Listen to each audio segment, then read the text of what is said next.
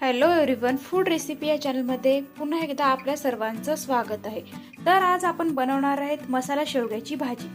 त्यासाठी सर्वप्रथम आपल्याला एका पातेल्यामध्ये थोडंसं पाणी गरम करून त्यात शेंगा हे पहा, मी पातेल्यामध्ये पाणी गरम करण्यासाठी ठेवलेलं आहे। पाणी गरम झाल्याच्या नंतर त्यात आपण शेंगा टाकून त्या शिजवायला घेऊ। हे पहा, पाणी गरम झालेलं आहे। त्यात आपण आता समान तुकडे केलेले शेवग्याची शेंगा टाकून घेऊ आणि त्यानंतर वरतून थोडंसं मीठ घालू। जोपर्यंत शेंगा शिजतील तोपर्यंत आपण मसाला बनवण्याची तयारी करू। शेंगा उकडायला टाकल्याच्या नंतर आपण मसाला बनवण्याची तयारी करूया। त्यासाठी साहित्य लागेल आपल्याला कापलेली थोडीशी कोथिंबीर, कापलेला कांदा, लसूण, आलं, डाळवं आणि खोबरखीस।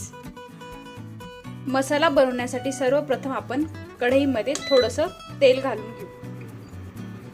तेल तापल्याच्या नंतर त्यात आपण कांदा घालून घेऊ।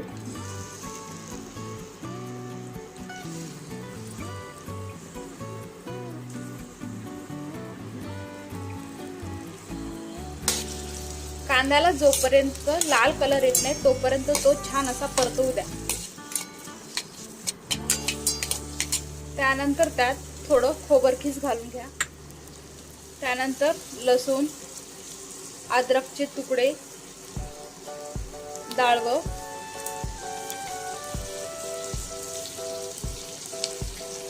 आणि सगळं साहित्य असं छान परतवू द्या। तोपर्यंत परतवा जोपर्यंत सगळ्या साहित्याला लाल कलर येत नाही।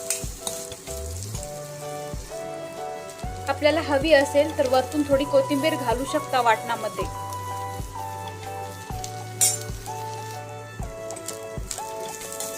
इकडे आपली वाटणाची तयारी सुरू आहे आणि इकडे आपल्या शेंगा शिजून तयार आहेत।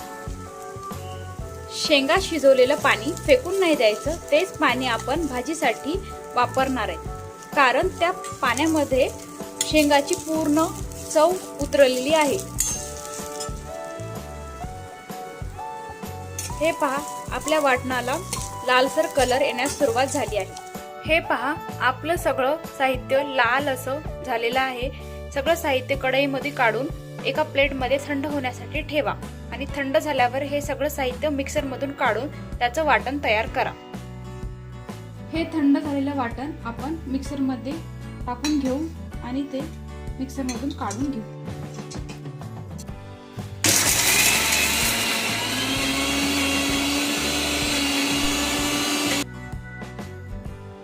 हे पहा, आपलं वाटण तयार आहे। यानंतर आपण फोडणीची तयारी करूया। चला तर मग फोडणी द्यायला सुरुवात करूया। सर्वप्रथम 2-3 चमचे कढईमध्ये तेल टाकून घ्या। तेल तापल्याच्या नंतर त्यात थोडे जिरे, थोडे मोहरी घालून घ्या। सर्वप्रथम यामध्ये जिरे, मोहरी घालून घ्या आणि त्यात छान अशा कडू द्या। यानंतर यात कढीपत्ता घालून द्या आणि ते छान असं कढू द्या। कढीपत्ता कडल्याच्या नंतर आपण तयार केलेलं वाटण या फोडणीमध्ये घालून घ्या।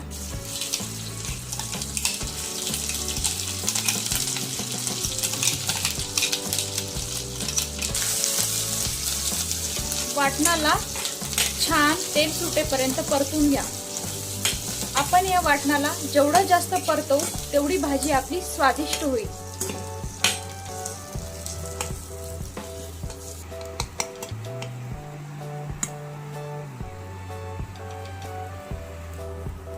हे पहा, वाटणाला छान असा कलर आलेला आहे आणि तेल पण सुटलेलं आहे। त्यानंतर आपण यात थोडीशी हळद, थोडंसं लाल तिखट आणि थोडासा काळा मसाला घालून घेऊ। जर तुमच्याकडे काळा मसाला नसेल तर त्यात तुम्ही कोणत्याही प्रकारचा गरम मसाला घालू शकता, त्यामुळे भाजीला छान चव येईल। हे छान वाटण मिक्स करून घ्या। याला पण पाणी सुटेपर्यंत वाफ येऊ द्या।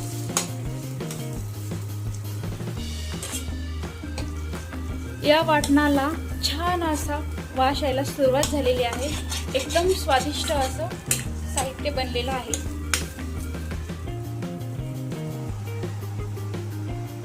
मस्त छान वाटण परतवलं जात आहे. वाटण जेवढं जास्त परतवाल तेवढी भाजी एकदम स्वादिष्ट होईल, त्यामुळे जास्त परतवत राहा.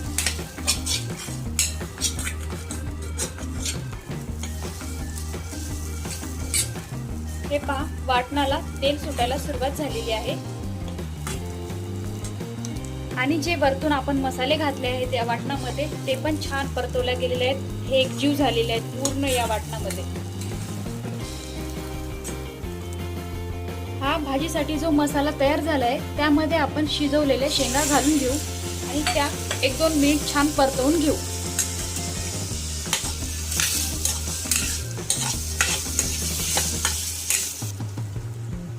हे पहा, आपण शिजवून घेतलेल्या शेंगा आणि तयार केलेला मसाला एकमेकांमध्ये छान असा मिक्स झालेला आहे. यानंतर आपण याला 1-2 मिनिट झाकून ठेवू, वाफ येऊ देऊ.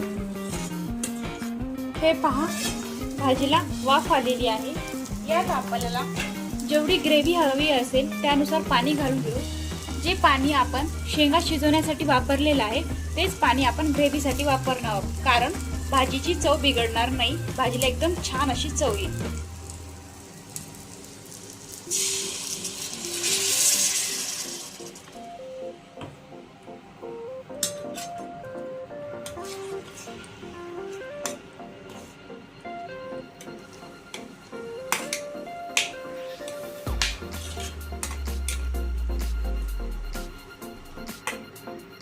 आता या फोडणीमध्ये आपण चवीनुसार मीठ घालून घेऊ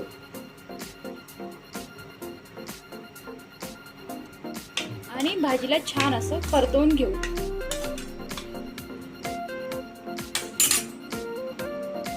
त्यानंतर त्यात वरतून अशी थोडी कोथिंबीर घालून घेऊ.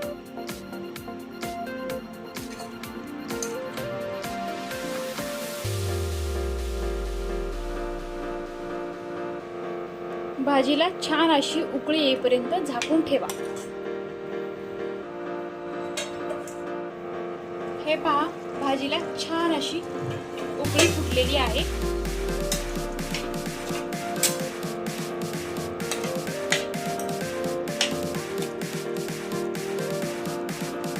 हे पहा, सोप्या पद्धतीने घरी बनणारी मसाला शेवग्याची भाजी आपली तयार आहे. सगळ्यांची आवडती अशी मसाला भाजी. तर मग कशी वाटली तुम्हाला ही मसाला शेवग्याची रेसिपी? अशाच नव्या नव्या रेसिपी पाहण्यासाठी, बनवण्यासाठी व्हिडिओला लाईक, चॅनलला सबस्क्राईब करा.